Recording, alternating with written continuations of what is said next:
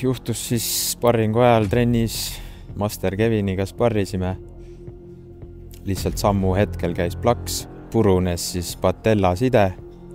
Ootasime kiirabi ja tulid kiirabi, pakkisid mu kokku, seal andsid kohe mingit tugevat valuvaigist. Ma reaalselt, konkreetselt pisarad lihtsalt tulid ise silma, see oli jõhker valu, ma panin veel külma peale ja see tegi nagu hullema. Tegelikult sellega hakkaski ettevalmistus siis novembris toimuvaks fightiks, mis pidi siis tulema aasta lõpus, et oligi suvi oli läbi. Suru läbi ja täpselt seesama, et kui on aasta möödas, siis vaatame. Et põhimõtteliselt tegelikult see otsus saigi siis lõplikult tehtud nüüd alles veebruaris. Et te võite hakata nagu vastast otsima ja mul on isu ja let's go. Et praegune ettevalmistus on olnud päris mõnus. Selline hea adrenaliin, pinge on sees.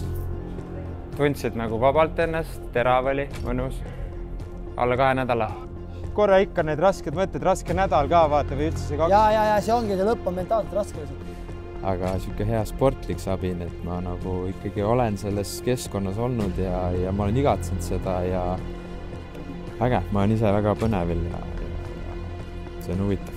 Ma lähen võitma seda fighti ja tahan näidata head tulevärki ringis, et ma olen endiselt terav ja ma suudan veel kindlasti mõned aastad siin olla pildis ja teha hästi. Ma tänan teid fucking kõiki südamest, aitäh!